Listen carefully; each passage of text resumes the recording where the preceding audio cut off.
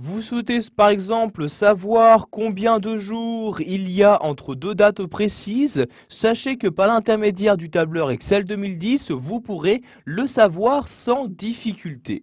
Donc en effet, ce tableur vous propose une formule qui vous permettra de calculer automatiquement donc la différence de jours entre deux dates. Je vais par exemple ici insérer cette formule dans cette cellule. Je clique donc sur celle-ci donc tout d'abord pour la sélectionner.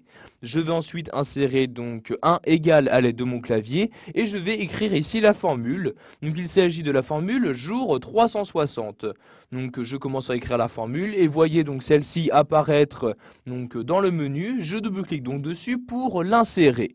Donc j'ai maintenant ma formule d'insérer. Je vais donc pour commencer choisir la date de début.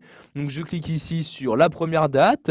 Ensuite j'insère un point virgule et je vais ici donc préciser à Excel quelle est la date de fin. Donc je sélectionne ici cette date-là. Ensuite, j'insère un troisième point virgule et dans ce dernier argument, je vais préciser la méthode.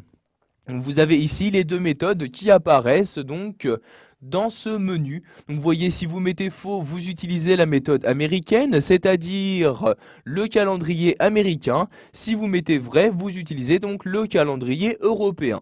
Donc ici, je vais mettre vrai donc pour utiliser le calendrier européen. Je peux donc maintenant fermer la parenthèse et appuyer sur la touche Entrée de mon clavier. Et voyez donc maintenant, je sais qu'entre le 14 avril 2010 et le 24 mai 2010, il y a donc 40 jours qui s'écoulent.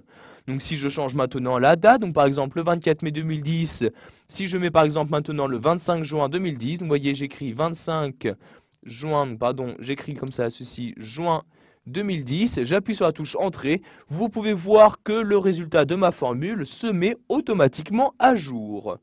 Excel 2010 vous permet également de savoir très rapidement, donc pour une date, quel est le numéro de semaine correspondant. Donc je vais ici insérer la formule dans cette cellule, j'insère mon égal, et il s'agit de la formule numéro semaine. Donc j'écris NO comme ceci, et vous avez ici la formule qui apparaît, je double-clique dessus pour l'insérer, vous sélectionnez ensuite la date, donc par exemple si je vais prendre le 25 juin 2010, je clique donc sur la date, j'insère mon point virgule, et vous avez donc ici la méthode, donc c'est-à-dire vous sélectionnez donc pour votre calendrier, à partir de quel jour commence votre semaine. Donc ici, il s'agit donc du lundi. Je clique donc ici sur le numéro 2 comme ceci. J'insère ensuite donc la fermeture de ma parenthèse. J'appuie sur la touche Entrée. Et voyez par exemple, je sais maintenant que le 25 juin 2010, il s'agit de la 26e semaine de l'année correspondante.